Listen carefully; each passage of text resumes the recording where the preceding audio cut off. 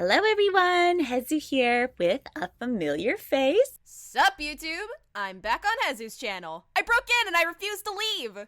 Listen, Sai, I'm gonna need all the support I can get to convince these people that the Powerpuff Girls movie was so freaking good. Oh, I feel ya. This movie is like the megamind of cartoon film adaptations. Underappreciated upon release when it is in fact a masterpiece that should be regarded with much more praise than it got. Oh man, where do we start? Perhaps the beginning. Or maybe a little before the beginning. Just a quick little thing. I love the little opening studio credit with all the characters sitting in the movie theater before the Cartoon Network logo shows up. Reminds you when Cartoon Network cared about their show roster. The new version of this feels so depressing in contrast. But hey, we're here to talk about a great movie, so not gonna be down in the dumps. Now, onto the real beginning. So we start off with our beloved Tom Kenny narrator. The city of Townsville is apparently full of crime, and I suppose outnumbered or corrupt cops that don't do anything to stop it. We get a somewhat creepy introduction of a stern-looking professor going grocery shopping. The professor, despite his serious demeanor when we first meet him, seems really sad when he sees the cashier being robbed right after he purchases groceries, but he knows he can do nothing to help her, so he leaves. He goes up to his car and not even he is safe. He gets pummeled by the Gangrene Gang. Really love the visual gags accompanied with the narration in that grocery shopping scene. And this movie has plenty more where that came from in terms of creative visuals. But now, we must talk about the coolest opening credits I have ever seen with my own two eyes and ears! We get this really sick opening credits sequence of Jojo, the professor's lab assistant, absolutely wrecking the place while the professor works on his perfect little girl formula. Shots of Jojo destroying the lab are interrupted with the credits playing on the freeze frame, with the most bomb-ass percussion instrumental soundtrack to an opening credits I have ever heard.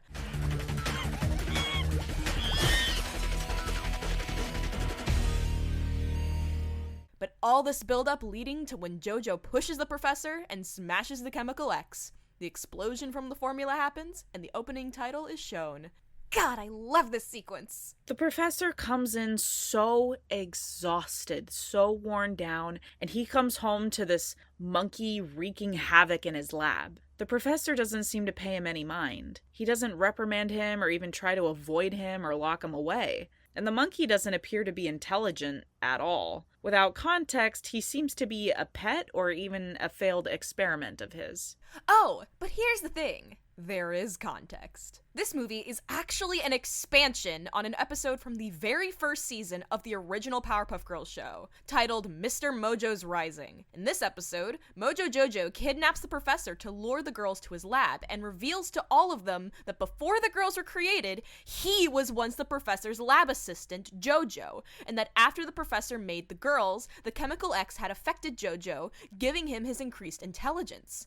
And yet, he was shunned and unloved, falling out of favor because of the girls' superpowers and cuteness. However, though Mojo claims that he and the professor were happy together, the professor remembers at the end of the episode that Jojo was the worst lab assistant he had ever had and broke everything he could get his hands on. This movie is a direct expansion on one of the show's earliest episodes. That is so cool. They even pay attention to continuity with some serious accuracy. In the episode, the professor reveals that Jojo pushed him and caused the accidental dose of chemical X. And what happens in the opening credits of the movie? During Jojo's rampage, he pushes the professor and causes the chemical X to spill. We love continuity in this house! Though this is a minor retcon, shockingly, it's a good one. I know, right? A good retcon? Unheard of these days. Take notes, people! This is how you retcon properly! So in the original episode, after the girls were created, Professor Utonium kicked Mojo Jojo out of his house. But in this movie, Mojo Jojo leaves on his own accord. We'll go into more detail about this in a minute. So the chemical X spills into his concoction, and at first he looks at it with worry, slowly backing up as it becomes more unstable, and then all but runs for his life as it explodes. Jojo, on the other hand, approaches it, staring down curiously until it explodes point blank into his face. We then get the Powerpuff Girls title, along with the girls giggling in the background. A great sequence. After such intense music, now all is silent. I love this. This movie utilizes silence so well. It's so rare in movies these days. We really don't need music for everything. Yeah, we really don't. I think the use of silence really delivers on the down-to-earth tone of Powerpuff Girls. It's a show that's always been a bit more centered in reality, if you don't count the superpowered villains, nightmare fuel alternate futures, and cartoon Satan. It makes you feel less like you're watching just a goofy cartoon movie, and adds just that touch of realism. Good stuff. Good stuff. The professor is knocked out, but then slowly wakes up.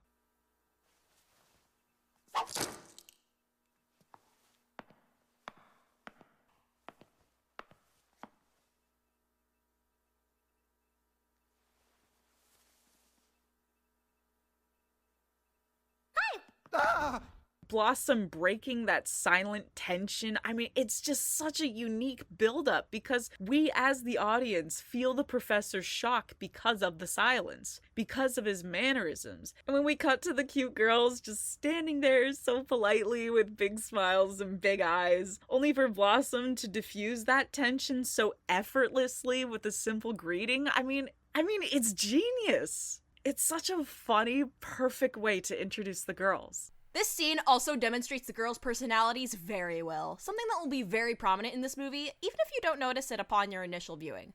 Blossom is the first to speak up and speak to their creator, Bubbles is quick to find something to laugh about, and Buttercup immediately gets frustrated when the professor names her to match the bee name pattern.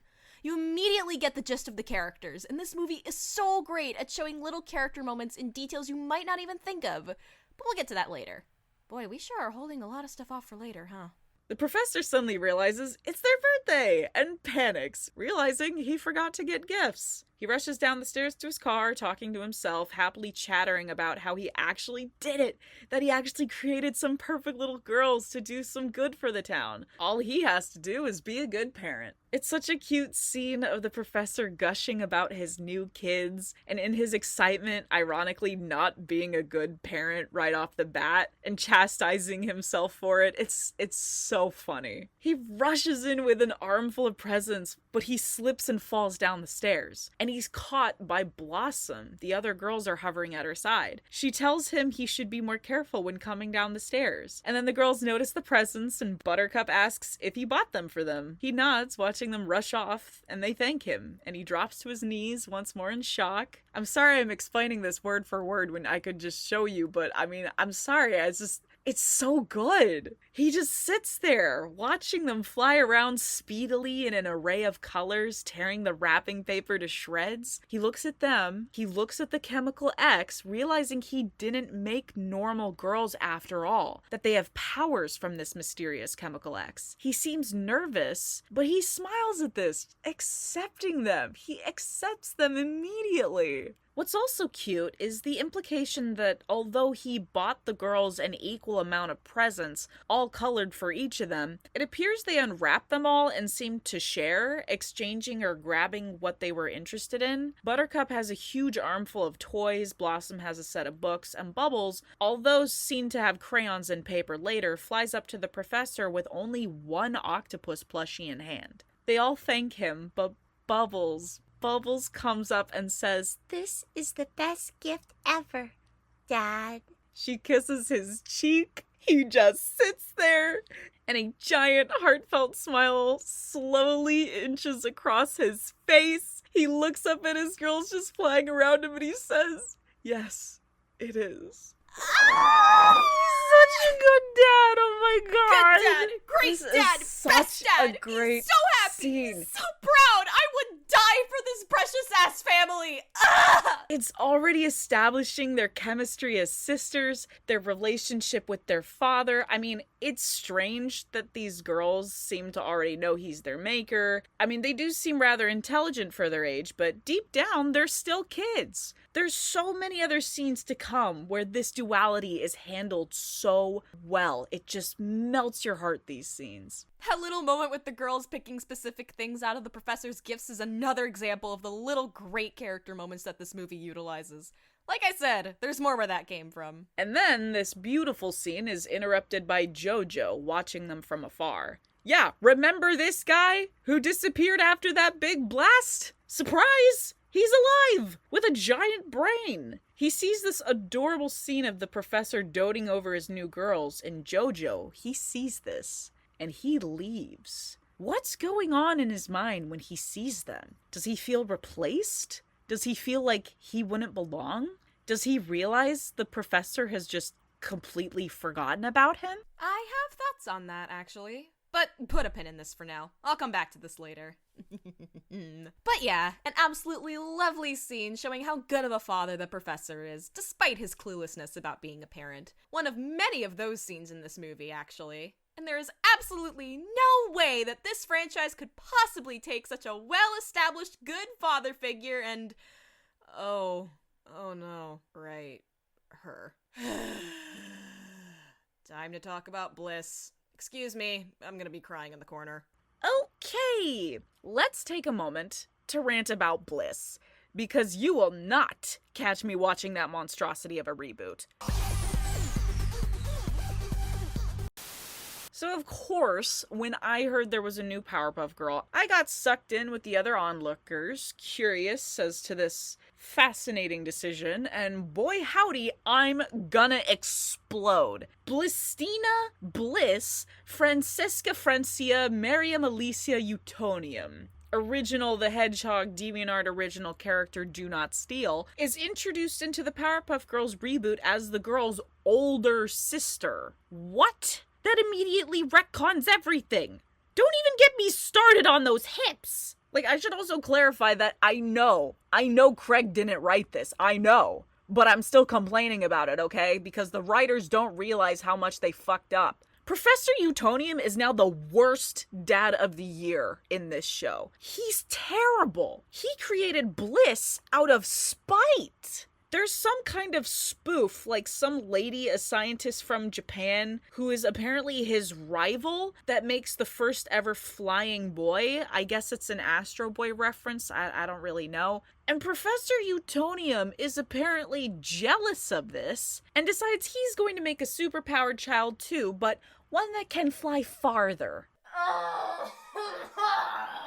He used the same ingredients as the girls, but accidentally added the unstable chemical W. The girls question what he means by accidentally adding chemical W. His lab seems unsafe, and we cut to the professor nervously looking at a pile of chemicals labeled different letters of the alphabet, as though it's a running gag he's spilling these highly dangerous chemicals with unknown properties, but that's neither here nor there.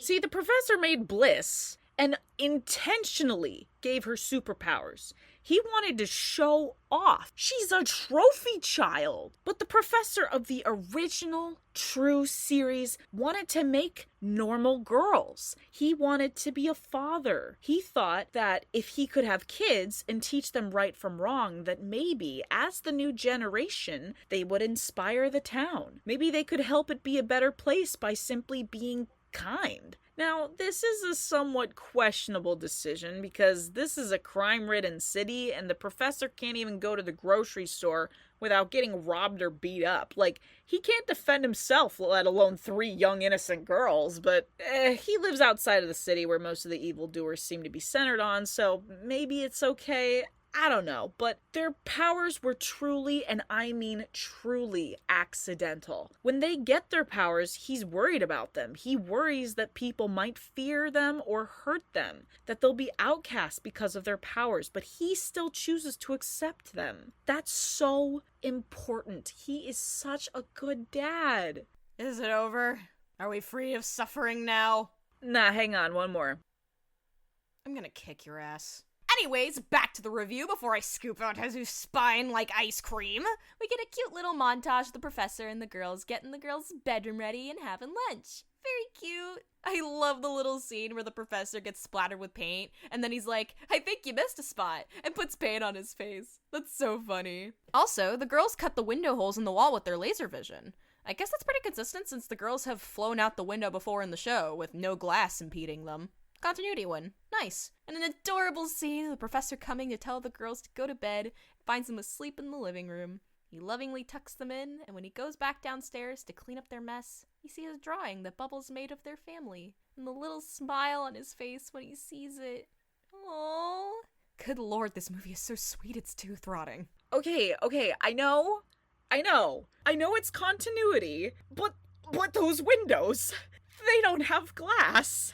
It's just straight holes. How many spiders and mosquitoes and flies will crawl in there? What about in winter? There's no insulation. It's gonna be so cold. Shh. Continuity win. That's all that matters. Now shush. You shush! Professor, get them some glass flaps, stat! Anywho, you also forgot the scene where they're making peanut butter and jelly. The professor gets splattered and they all have a laugh. This is such a touching moment, but if you think about it, it's also perfect foreshadowing. The girls mean well, but the professor continues to be the one who deals with the mess they make. He laughs it off with them because it's harmless fun. But as this movie continues, it doesn't end up so harmless anymore. Ooh, didn't think of that one. Nice. This movie has mastered the art of subtlety.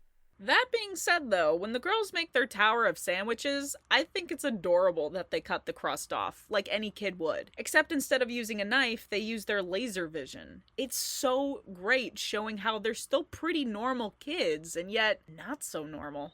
We then see the professor taking the girls to Pokeyok's kindergarten for the first time. It's so sweet how the professor is still so worried about his girls, especially since he's both new at parenting and he's alluding to the girls' powers without outright stating it. Another good dad moment. The other kids immediately welcome the girls and want the new kids to sit with them. Man, I wish these were what kids were like when I was in kindergarten. When the professor comes back, he sees the girls playing on the playground with the other kids. Also cute how he worries that the girls caused the mess in the classroom, when in reality, that's just how kids are. The girls are taught by Mitch how to play tag, and this innocent little game turns into one of the best and funniest animated sequences I've ever seen. The girls absolutely wreck the town with their superpowers, completely oblivious to most of the damage they're causing as they play tag. More little subtle character moments, like Blossom using her super hearing to determine where her sisters are, and Buttercup ramming through several buildings like they aren't even there. Lots of visual gags too, and the bangin' percussion solo leitmotif of the girls. Good stuff! When the professor finally catches up to them, they've completely destroyed the place. And also the mayor's favorite pickle stand. Tom Kenny as the mayor is as funny as ever. SpongeBob, Ice King, Gibson, Starscream. This man is a voice acting MVP. Made that scene with him and Miss Bell before the girls destroy the cart that much funnier with his delivery. Sorry, went on a bit of a tangent there. The scene where Blossom is tearing up a building but then waits for the crosswalk sign, I mean, she can even fly. But she waits because she knows she's supposed to. It's so funny, but also, again, a perfect moment showcasing the duality of these superhero girls. Smart in some ways, foolish in others. But yeah, even the music, when we were watching them go around town playing, it's so upbeat and fun. We're seeing their perspective. But as they continue to damage the city, we hear people screaming, we see cars getting destroyed, we see accidents and destruction, and it's in the back of your mind since you're focused on the action, but it slowly creeps in, the sheer damage they did to the city in a matter of moments. The people they endangered and didn't even realize. We even zoom out, seeing the city burning. The professor then brings them home and they're all still so hyped up, but instead of yelling at them, he tiredly tells them it's time for bed. He tucks them in and gently explains to them they shouldn't use their powers in public anymore. He says people can be scared or confused with them, and that can make people angry when they see something they don't understand. That is such a good way to explain to children why they might be outcasted, why others may not accept them. The girls understand but still brush it off, not truly comprehending what they really did to the town just yet. And then we see a newspaper that calls the girls bug-eyed freaks that destroyed the town. And Mojo Jojo, who is now living on the streets, picks it up and starts maniacally laughing. The girls are already being seen as a threat. When the girls go to school tomorrow, they're met with angry stares from their classmates while there's heavy reconstruction going on. At least Miss Keene is still nice to them. That's sweet. She does have a lot more empathy for kids than some others may have as a kindergarten teacher. Though, why the hell would you keep the school open with flooding, loud construction noises, and falling floorboards? Well, then again, they kept my school open after the bathroom flooded, along with an entire separate room. American education system, everyone. We cut to the professor who goes to pick up the girls from school, but as soon as he leaves his house, there's a giant mob outside. They take the professor into custody after confirming the Powerpuff Girls are his daughters, and he defends them, insisting they were only playing. And even when he's thrown into the back of a cop car, he pleads with them to let him go so he can pick up his girls from school. Even amongst the chaos, they are his priority. The girls stand at the school for hours, waiting to be picked up, but the professor never shows. They feel abandoned and decide to try and find their own way home, but Blossom reminds them they're not supposed to use their powers. They start walking home, hand in hand. The girls find their way into the city and come across a TV display. Every channel is about them and the damage they did to the city. They're called bug-eyed freaks. They caused $25 million in damage. People are being interviewed, crying in emotional distress. There's even a channel of what appears to be political leaders discussing illegalizing the creation of superhero children. That never stopped Professor Dick.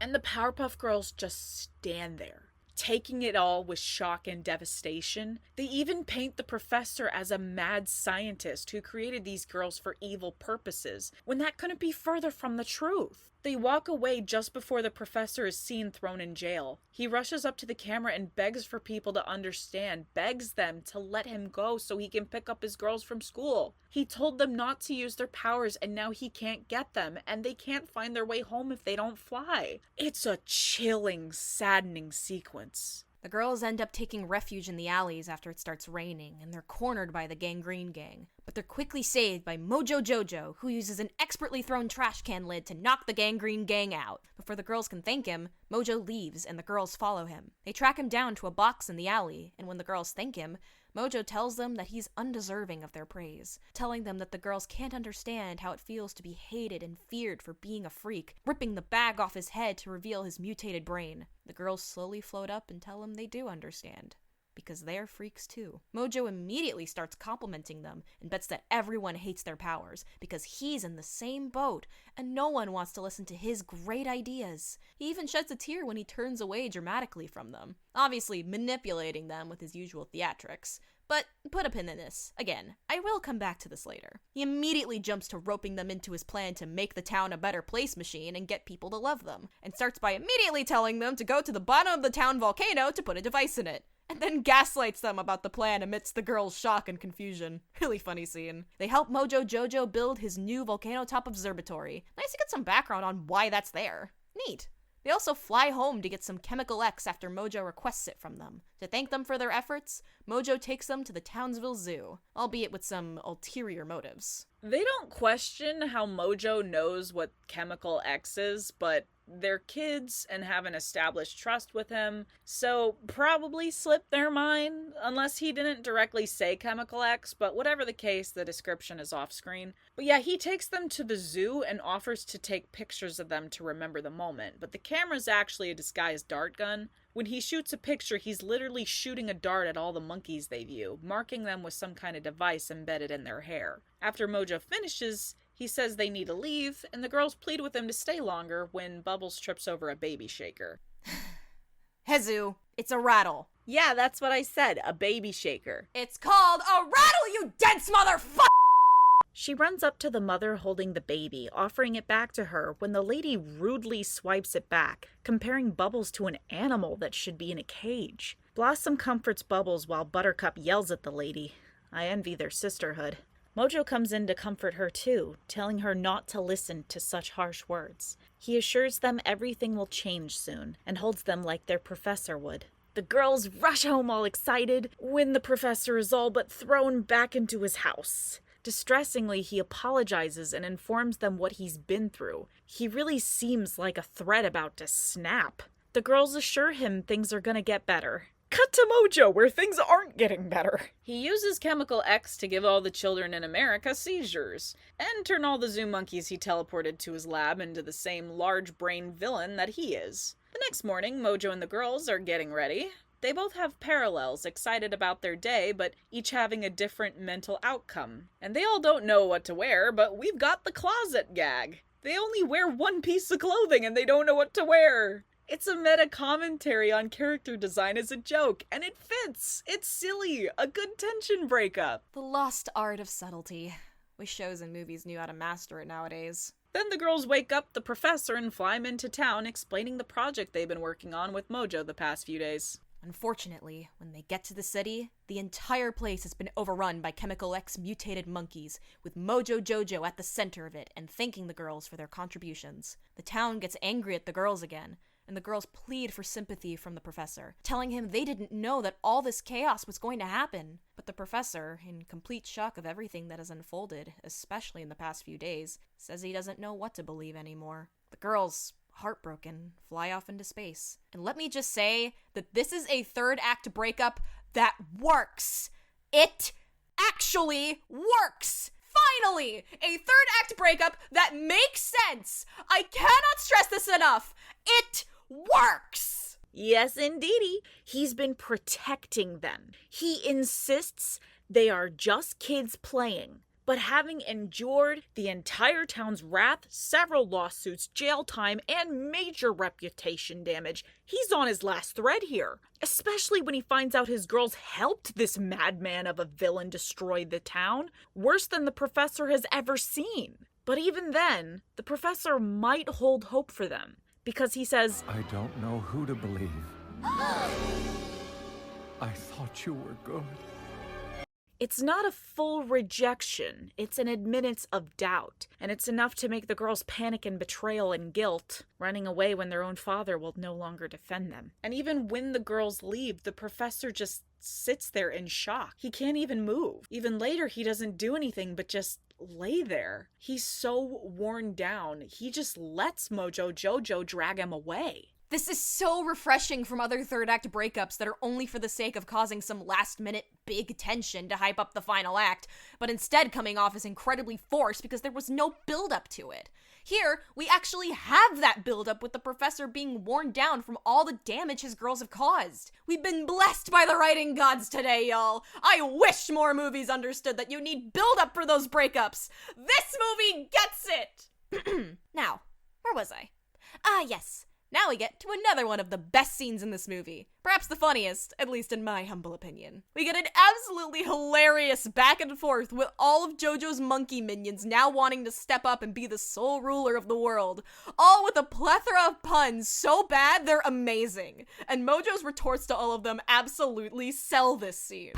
Baboon kaboom with my baboon bot will bit of bomb. If you don't like it, you can sniff my baboon bot bombs!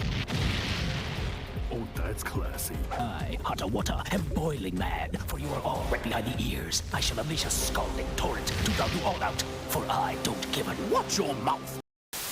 And this is only a fraction of that scene. You really need to watch the full thing to get the scope of how funny it is. Literally made us laugh like crazy when we were rewatching it. Comedy gold, I'm telling you. Again, great fitting comedy! They're all trying to rule as evil villains, but they're having a cat fight over it. And they all have silly names they give themselves. This Planet of the Apes plot with a funny twist is a great turn of events. Mojo made a plan, but he's not getting what he wants. Oh, but then.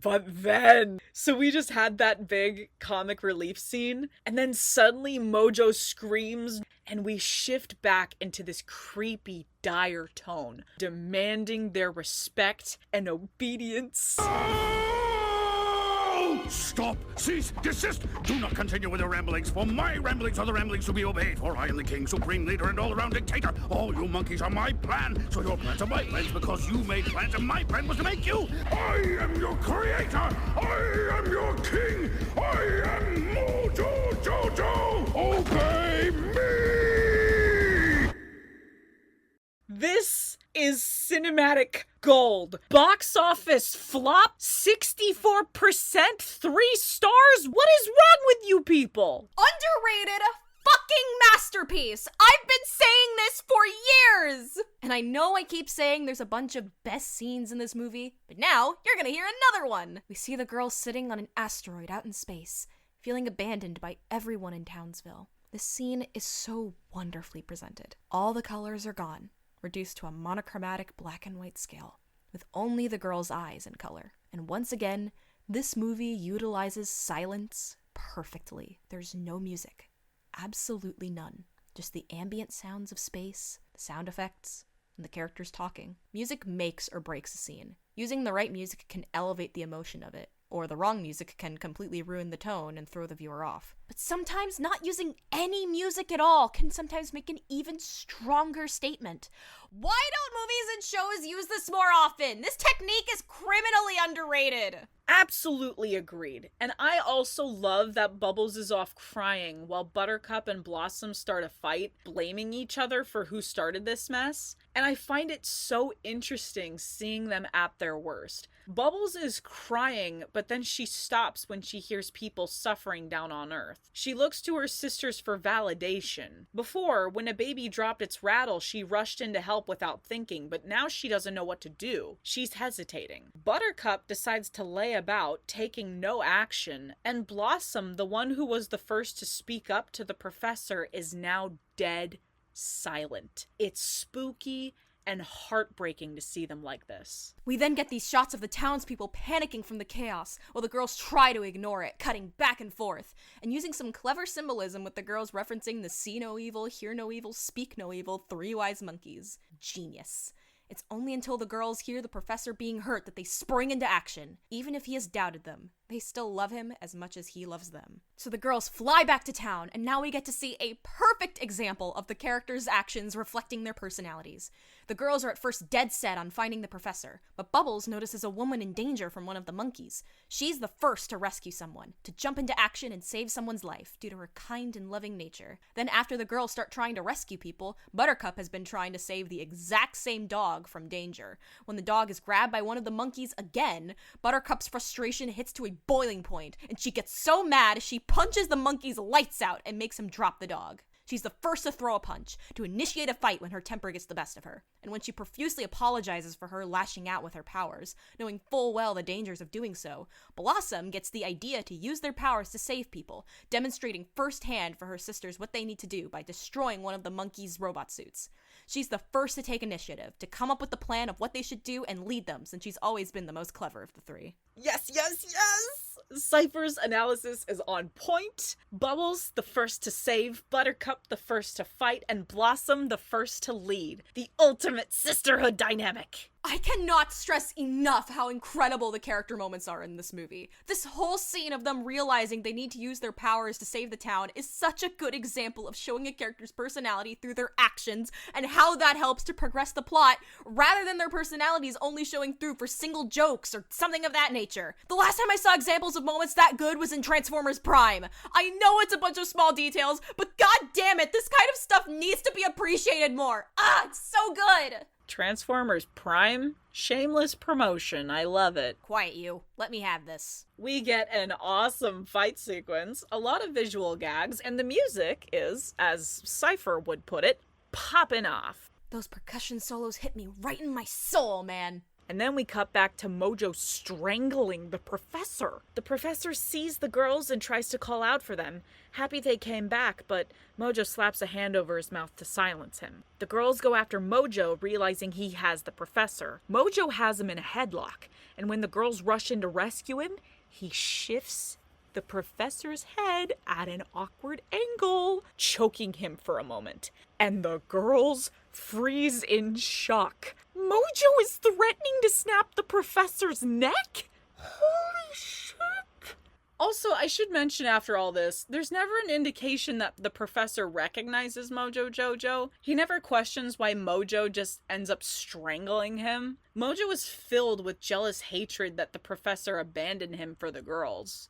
And the professor seems to have forgotten him completely. In the original episode, the professor has more closure for this, whereas in the movie, we never address it. Hey, Hezu, do I finally get to talk about the thing? What thing? Oh, you know, the thing I've been alluding to several times in this review. My headcanon, if you will.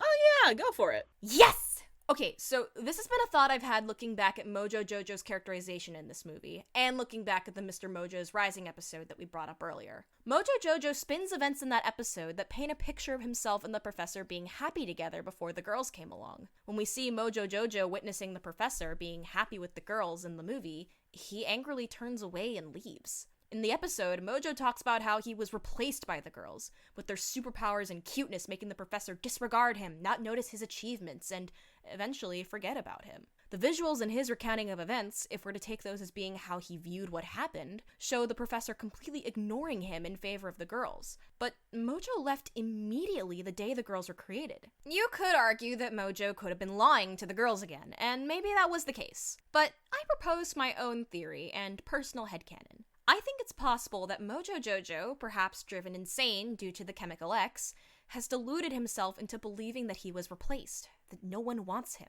After he got mutated, he completely shut himself off from the world, hiding in the alleyways of Townsville until the girls found him. We know he was definitely being overdramatic to manipulate the girls to help him with his scheme. Classic Mojo Jojo manipulation tactics.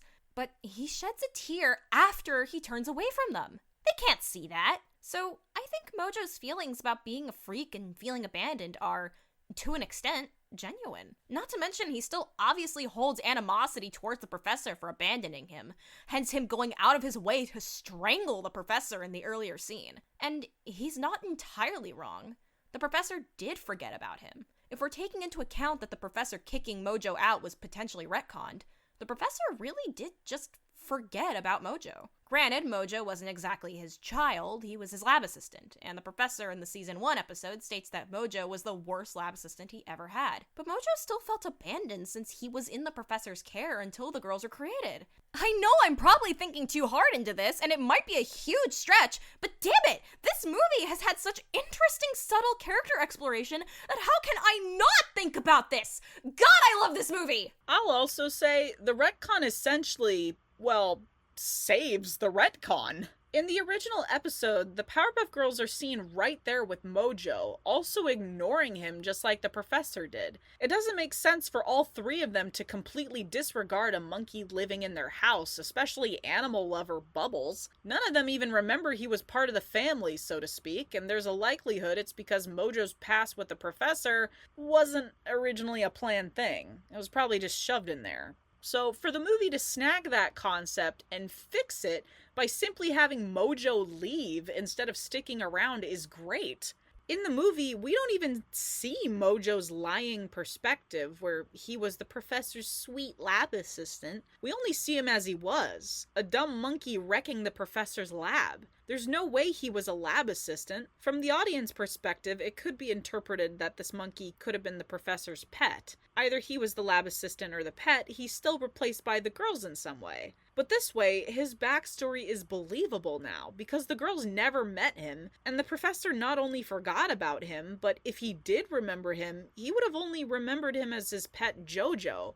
A pet that, in his mind, could have likely died from the chemical X explosion. But yeah, Mojo's plans are in ruins, and he's so fed up and angry, and he just takes it all out on the professor. It's such an evil, passionate moment. I love it. Anyway, back to the movie. Mojo uses his machine to pump more chemical X into his brain, and he turns into King Kong. And Mojo makes his way back to the city square. He grabs the city hall's dome and uses that as his new helmet, crowning himself as king. Oh, God, that's so good. Thankfully, the professor and the girls are all right. He hugs them, so happy to see them back and safe, but he grabs them and runs off. He wants to take them away to find a new, safer place to live, but the girls refuse. They boldly own up to their mistakes and decide to take accountability, rushing off to defeat Mojo in a triple rainbow. And the professor watches them leave. Look at him. He's so proud. He's crying. He's such a... I want Professor Utonium for a dad. He's so good. What the heck? Professor Utonium is indeed up there with the best dads in fiction.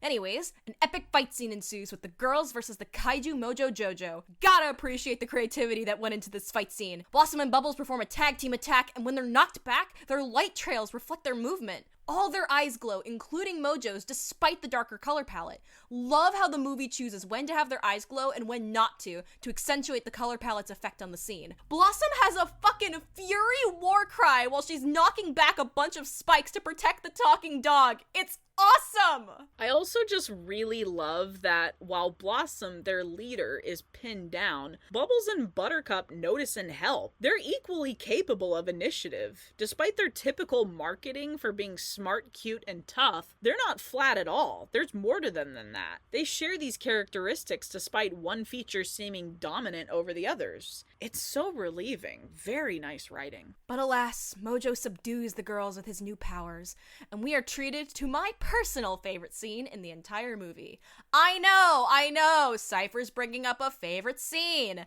But this one is my personal favorite, and for good reason. My summary won't do it justice, so go watch the movie so you can get how good this scene really is. Mojo Jojo grabs the girls and makes one last attempt to convince the girls to join him.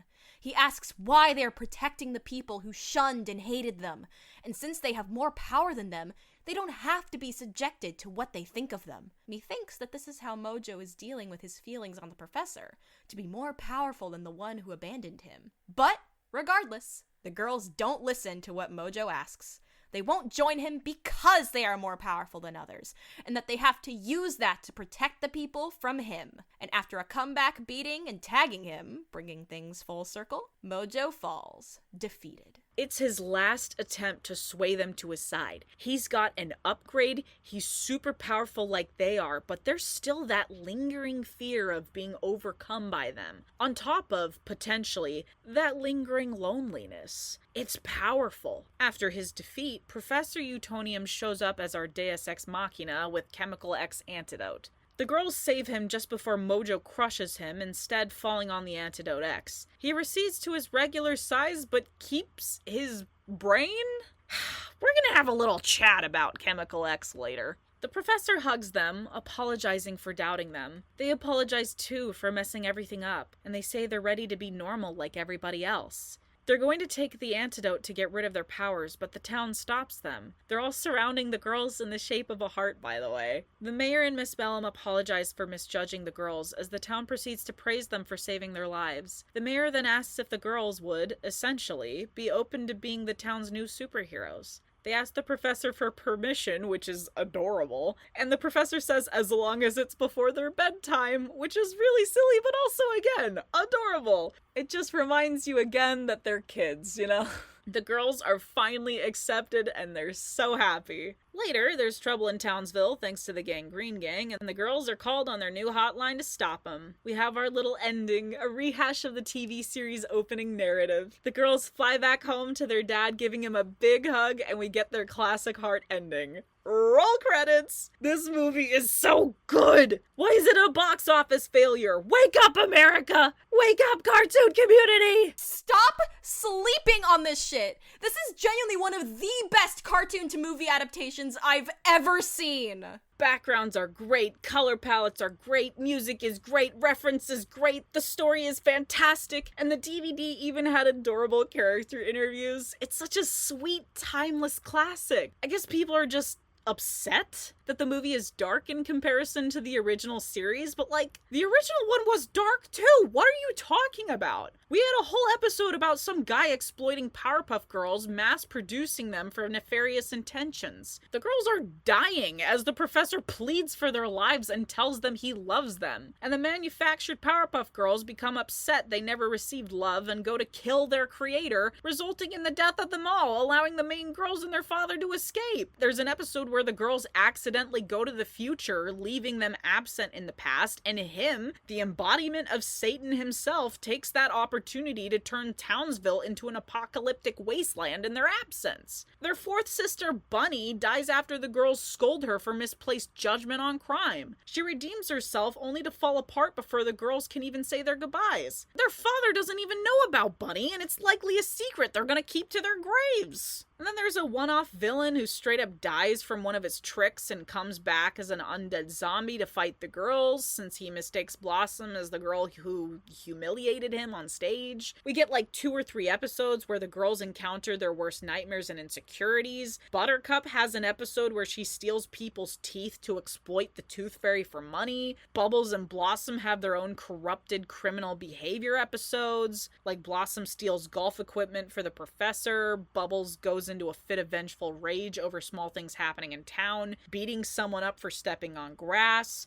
Mitch abuses the class's pet hamster. I mean, there's plenty of dark themes from the original series. And the dark themes of this movie are so freaking good. It adds to the suspense, and we still have silly moments. We still have cute moments. It's so balanced. Craig, apologize for nothing. This movie's genius. There's nothing wrong with adding dark themes into something that's mostly lighthearted. If you think that's uncommon and out of place, I'm pretty sure the Magical Girl fandom would like a word with you. I love that they took a show that's mostly episodic and made something with a real plot, a story with subtleties that keeps you emotionally invested. Not that there's anything wrong with episodic shows, far from it, but it's so cool to see the show step out of its usual episodic nature and calls back on established events, which, to be fair, they've done at least a couple times before as well, and deliver an impactful story. This is why I'm genuinely so incredibly excited about the fact that the new Powerpuff Girls show that Craig McCracken is heading will have an actual narrative rather than being episodic. If it's anything like this movie, I will be all for that. I already loved the Powerpuff Girls when I was younger, but when I watched this movie as a young kid, this was always my favorite thing to come out of the series. It is a genuine crime to me that this movie is so underrated and doesn't get talked about as much as the original show. Like I said, this movie is the megamind of cartoon to movie adaptations. It's a genuinely fantastic movie, one that no one seemed to really realize the genius of in its time. But with this review, we intend to shed light on this genuine masterpiece of a film, hyperbole be damned! Sad to see Craig accepted a new Powerpuff Girl reboot caused by a dozen Netflix pitch rejections, but happy to see him take his show back and steer it in the right direction. I'm so glad we got to talk about a movie we love, and an extremely underrated one, no less. Agreed. Thanks as always, Cipher. Thanks for having me again, Hezu. Always happy to join you. And now, time for us to dive back into our upcoming project, where we're reviewing this monstrosity in its entirety. I'm gonna need extra therapy after this. And we're at the end of the video. Thanks again to Ciipherstatic. Her links are in the description below. The words. Bleh. Anyway, thanks to my patrons for supporting the making of this video, and I hope to see you guys again in the next one. Wait. I forgot to complain about Chemical X. Oh my god, okay. So, freaking Craig, I love you, but what is this stuff? You use it to make boys, you use it to make girls with superhero powers, and apparently squirrels too! Can't forget Bullet. The Gangrene Gang gets miscellaneous powers. When Dick Hardley takes it, he becomes a weird lizard for some reason. Maybe because his was an off-brand Chemical X, but when Mojo gets it, he just gets a big brain of intelligence. And that's what happens to the other monkeys infected with it too, but when he reapplies the Chemical X, he just becomes giant. But when he takes the antidote, it only reverts the second dosage of Chemical X and not the first one, reverting his size but not his brain? Yeah, I know we can't get rid of our beloved villain that easily, but even so, this black liquid is a Deus Ex Machina plot hole that can do whatever it wants, I guess. My one frustration point, what is it? Where did it come from? Why can it do what it does, but only sometimes, and do different things depending on no clear criteria? Plot hole alarm! Plot hole alarm! Wee woo! Okay, I'm done. Bye!